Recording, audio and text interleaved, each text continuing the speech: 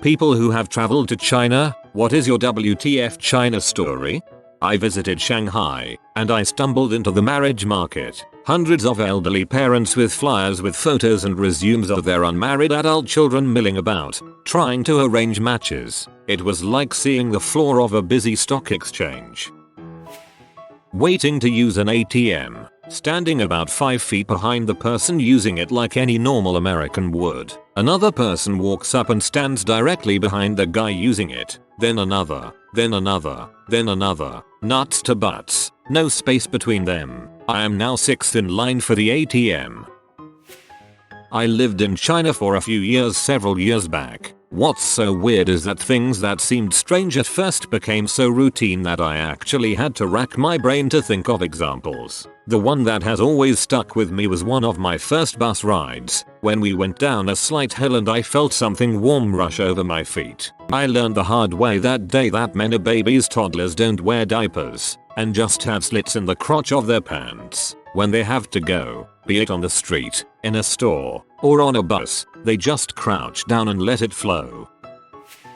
Worked in Shanghai. Colleagues told me I had to work through the weekend to make up for the 2 days off at New Year's. I laughed. They were serious. In Shenzhen, I saw a woman taking her duck for a walk on a leash. Used to travel to China 4x per year for several years for business. Got into taxi to go from bus station in Zhejiang to hotel. Right after picking us up, the taxi driver stops and lets in a policeman in the front seat. They proceed to discuss how much it would cost to get the driver's friend out of police detention. Policeman calls his supervisor at the police station to negotiate the bribe amount, while getting a finder's fee himself for facilitating the transaction. Wasn't surprised by the corruption but rather by how open it was. Since I am ethnically Chinese, they probably thought I was a local and can be ignored. A black friend of mine said that a little Chinese girl came up and licked him because her friends told her that he was made of chocolate. I worked as an IT manager for a college in Nanjing. My boss, who was Chinese, actually probably still is, got his job because he was an excellent table tennis player. He knew nothing about computers, but acted like he did to save face. He also made the same amount per month as me, but within a month was driving a new BMW, and was wearing a Rolex. Lots of kickbacks and corruption there. 1. Locals crowded round my so to gaze in wonder at his hairy arms. When he undid a couple of shirt buttons they went nuts. 2. Our hotel rooms were thoroughly searched by someone. Nothing stolen but things had obviously been rifled through in little attempt to hide it. Our guide just shrugged. Went to a temple just outside of Shanghai and I desperately needed to go to the toilets to pee. I had been to many places in Asia so I wasn't fazed by the squat toilets, but this whole toilet block was something else. It was grotty as frick, had a 1-inch pool of water all across the ground and smelled terrible. There were no cubicles, no walls, nothing, just 6 or 8 squat toilets on the ground. I don't recall seeing any toilet paper. There were 2 guys crapping. One was reading a newspaper, the other was talking to 2 other guys who were just hanging out directly opposite him smoking cigarettes. They were all deep in conversation while one guy was squatting down laying a nasty crap. He was farting and I could almost hear the turtle's head poking out. The only thing which was unusual for them was the white guy who just walked in. I was traveling with a group in China right before the Beijing Olympics. I'm a 6 tall black dude, and according to our tour guide, black people are incredibly rare to see in China. So on the day that we were going to see the Great Wall, I just happened to be wearing a football jersey, American football. I brought with me, apparently being relatively tall, black and wearing sports apparel is enough for some Chinese people to think that you are a professional athlete. We get to the Great Wall and start walking around. It's much steeper than you would think and some parts are pretty difficult to walk, when I'm quickly swarmed by tons of Chinese people who want to take a picture with me. I'm normally very reserved and quite the introvert, but as the crowd around me started to grow I just decided to go with it. So I smiled, took pictures and signed autographs to my heart's content. That is until I was asked to leave because the group around me was getting so large it was blocking the entire span of the wall and people couldn't get past. A similar thing happened few weeks later when I was flying into Shanghai and was walking through the airport wearing sunglasses and a backpack, and a few people thought I was Kanye West. I traveled to China this past May, and I was shocked at the amount of little kids who don't wear diapers, and that they go to the bathroom right in the street or wherever they happen to be. We were in the Forbidden City on a very crowded day, and a little girl squatted down and peed right in the middle of a crowd. Everyone acted like it was normal, and then people proceeded to walk through the puddle. WTF China. Anytime you go into a bar in China and there is another white person there, you inevitably make eye contact and eventually will talk. I met an Irish dude who had just come in from a more remote part of China. The hotel he stayed at tried to make the Westerners there feel at home for Christmas. It was December. He knew they had it a bit wrong when the Christmas tree in the lobby had a Star of David on top and next to it was Santa being crucified. There are basically no trash cans. At one point I saw a woman holding her kid in the air to pee in a trash can, and my reaction was holy crap, a trash can. This was right outside of the Forbidden City.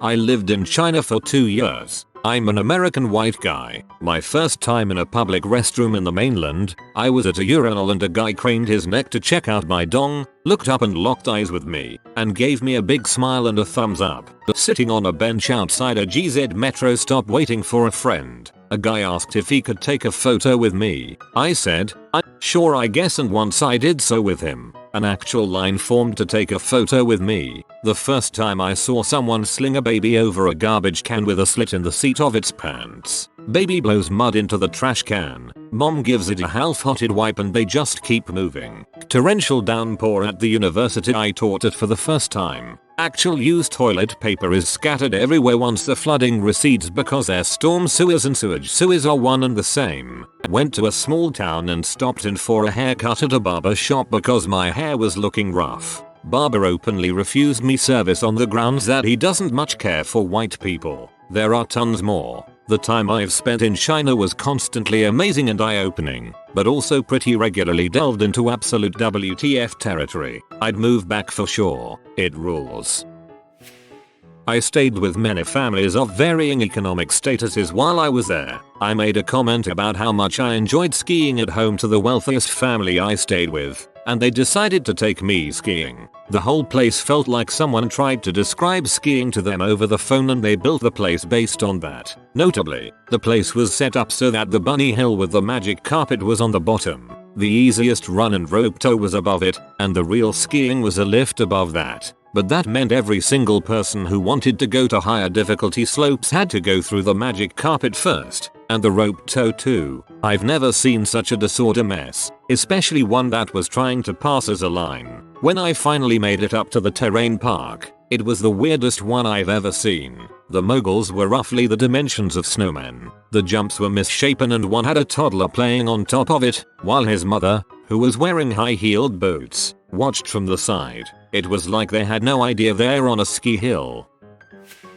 I once had a friend who had traveled to China with her family who told me a story where they were at a cafe one afternoon and were watching the cars on the street nearby. There was a driver of a car who rear-ended a guy on a bicycle and knocked him off. There was a big clamoring around the scene until a crowd of people took a hold of the car driver and the bicycle driver jumped into the car and drove over the foot of the car driver as the crowd held him into place. The bike driver, who just drove over the one guy's foot, got out of the car, thanked the crowd and pushed his bike away. The car driver, who just got his foot ran over, limped back to the car and drove away.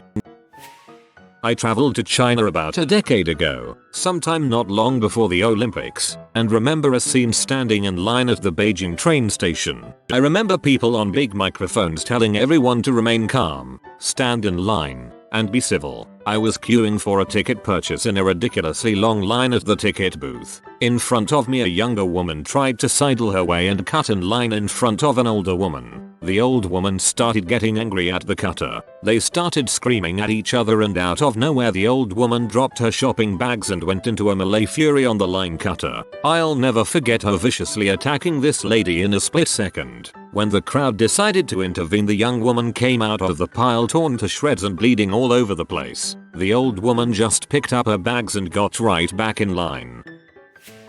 My wife works in an international language school and they get a lot of Chinese students. 2 stories that stick out. First was the teenage girl whose family was absurdly wealthy to the point that this girl had never done a single thing for herself. She got kicked out of her host family's house after a few incidents like trying to cook raw chicken in the toaster. The worst thing though was her lack of awareness about feminine hygiene. She, honest to God, had made nannies that would insert a feminine product for her, so she didn't know how. She asked her host mother to do it, and refused to just be taught how to do it herself. When her underwear got sullied, she hand washed them and laid them on a white leather couch to dry, leaving diluted period stains on the sofa. My favorite part is that this girl with the education level of a 10-year-old was under the impression she'd return to China in 2 years as a medical doctor. The other story I remember was a man in his 30s who had that psychological tic where you compulsively pull your hair out. He had the most bizarre baldness pattern because he actually couldn't stop himself from just plucking his own hairs. The school, being worried about this, asked him if he'd been to a doctor.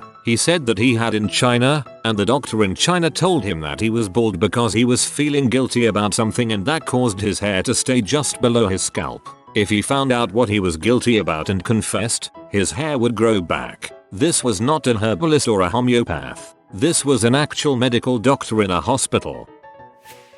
I used to live in China. I'm an American, so I could write a volume of books on this subject. I've seen a group of men beat a Down syndrome kid in public for no reason and nobody thought it was strange or even mildly interesting. My Chinese friend's 4-year-old brother used to smoke cigarettes like an 80-year-old cat lady. I once saw a gathering of people in the street watch some guy beat the pee out of some girl. They were like a pack of zombie stoners watching cartoons. I definitely love China more than I hate it though, so this is probably my favorite story. I was traveling during a national holiday once. Big mistake, and decided to take a 16-hour train. The trains are always packed, but this was just ridiculous. We were completely crammed in like a pile of neat bricks. Being a white guy with long hair and a beard, I clearly stuck out, even in this crammed sardine can. An extremely polite Chinese teenager, which is not uncommon at all for foreigners, begged me to take his seat. It was a 16-hour ride and seats were basically treated like rare pearls. I refused until his iron willpower defeated my own. As soon as I sat, the entire crowd of people in my vicinity turned and looked down at me,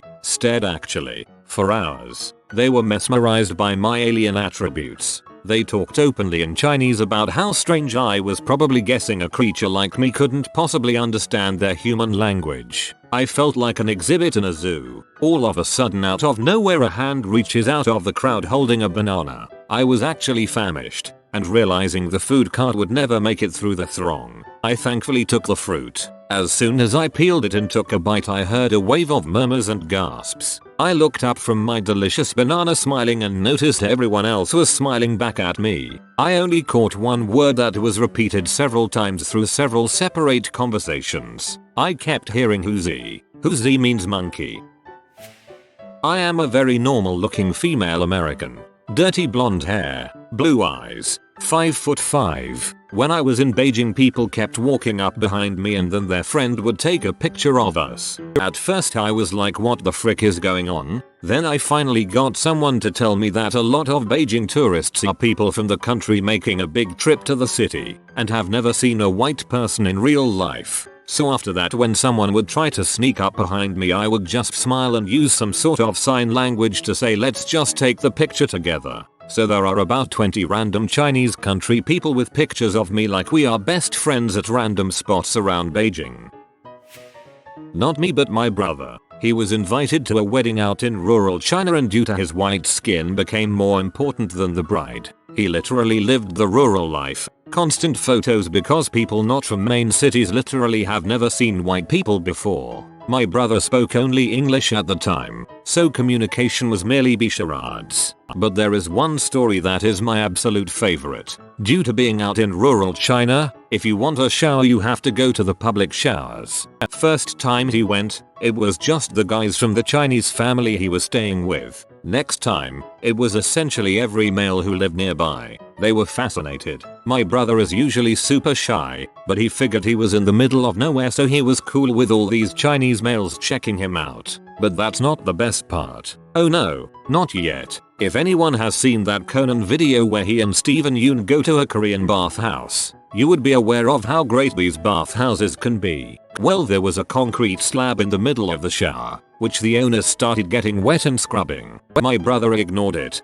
too busy being side-eyed by Asian men. But then the owner grunted at him and started pointing at the slab, using limited communication to tell him to get on the slab. So my brother, naked as the day he was born, the only white guy for miles, usually so shy and self-conscious, climbed on and proceeded to be scrubbed by some old Chinese man, while a large audience watched in awe. Went to a mall in Wuxi, and at the top and bottom of all the escalators were these meme faces, Obama, Jackie Chan, various rage cartoons, and Chinese words. My GF informed me that these were signs to watch your step getting on off the escalators, as apparently lots of people get sucked in and I wish they died. WTF. We got enough food to have a filling breakfast for 4 adults with plenty left over for 10 yuan, or $1.67. I ate an entire pigeon, including its brain. I had cow lung, brain, heart, kidney. Weirdest dish I think was frog stir fry. This wasn't frog legs, this was just frogs cut in half and stir fried with a lot of Szechuan seasoning. I also had silkworm cocoons, just living silkworms in the process of metamorphosis that you fry in some sesame oil. They tasted like pre-buttered lobster honestly. To answer the question, the sheer variety of meats was my WTF China moment. A few things from my trip. Got all the high fives. I'm a 6-foot tall white guy with super blue eyes. Don't think they see too many of us. Ate a fried bee. Taiwan seriously tasted like chicken, though it was chewy and dry. I could not see the sky in Beijing due to the smog. It was disgusting. McDonald's delivery scooter. The slide down the Great Wall. The best. Finally, as I was getting off the plane in Beijing, a man a few rows back asked me if this was my first time here and why I was visiting. I told him it was my first time visiting and I was here on vacation. He seemed so happy and excited that I was visiting his country. Made me feel really great about the trip and excited to see it. Not a WTF moment, but it was pleasantly unexpected. I lived in China last year and have had a few of those moments. For background before I begin, I am a 6 feet 6 inches white American with a generally Nordic appearance who speaks Mandarin at an intermediate level. At English Corner, native speakers are a sought after commodity, so I tended to attract a large group who wanted to practice their English with me. Once there was a young woman who entered the group and one of the first things she says to me is, "I like your nose. You have a very sexy nose." Immediately after which she asks, "Do you have a Chinese girlfriend?" I say that I do not. To which she replies, "Do you want one?" In Chengdu, as well as almost any major city in China, there are signs in various places listing the core virtues of communism. This would be much more effective if Chengdu was not home to some of the world's largest shopping malls. No one expects foreigners to understand any Mandarin. Because of this, people will often yell, "We're going," which means foreigner, without expecting you to understand. People, mostly younger, will run up to you and say hello or some other simple phrase in English and often giggle and run away when you respond. You will see fairly unusual cuts of meat, including, but not limited to, duck tongue, full chicken head, cow intestine, and pig brain. My friend told me a story about his hometown. They're a smaller city that wanted to show some sophistication by introducing pigeons to their city ecosystem, a very European flair. So they imported a bunch of pigeons and set them loose. Unfortunately, not a month later, the city stopped their initiative in shame because the locals managed to capture and eat all of the pigeons they had tried to introduce. I've lived in the expat community in China for about 16 years. 10 or so years ago, one of my mom's Scandinavian friends was talking on the phone in her native language. After the person on the other end hung up, they heard a Chinese person on the phone saying, "Next time, please speak English or Chinese." Oh no, I tease the very scary pancake man. Comment him not scared to make him go away. If you are new to the channel, you can subscribe. I publish new videos every day. Until then, check another video, or don't. Either way, have a great day you magnificent people.